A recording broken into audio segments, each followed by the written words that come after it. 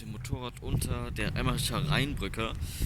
Ich wollte einfach mal testen, wie laut das schallt. Und ja, ich entschuldige mich schon mal für die wenigen Videos momentan.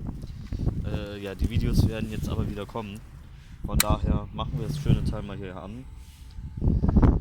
Mittlerweile bin ich schon 10.063 Kilometer gefahren. 8.000 waren es vorher, also schon 2.000, über 2.000 Kilometer bin ich gefahren. Dann machen wir erstmal an.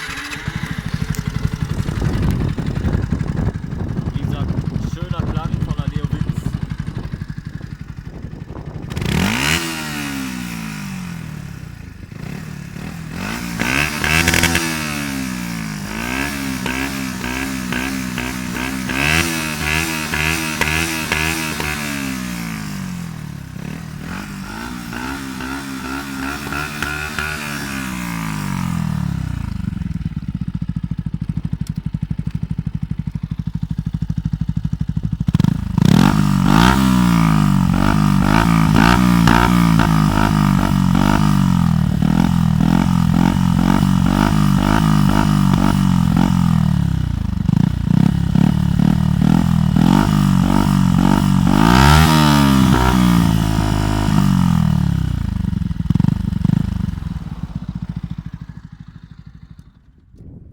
Ja, wie man hier sehen konnte, war es ziemlich laut.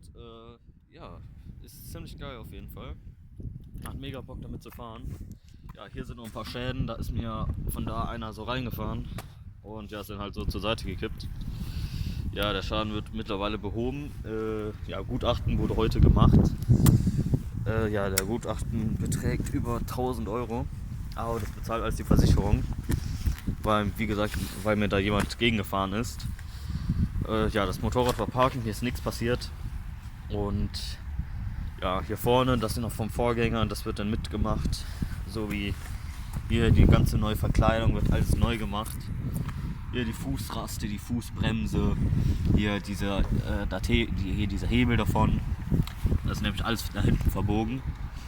Und ja, hier die Fußrasten bekomme ich neu, die Blinker bekomme ich neu. Ja, hier die Lenker, hier der Hebel, Spiegel und ja, halt die ganze Frontverkleidung wegen dem Teil. Also einmal komplett neue Verkleidung, auch wieder in diesem Grau Metallic, weil diese Farbe einfach Bombe ist, die ist mega geil.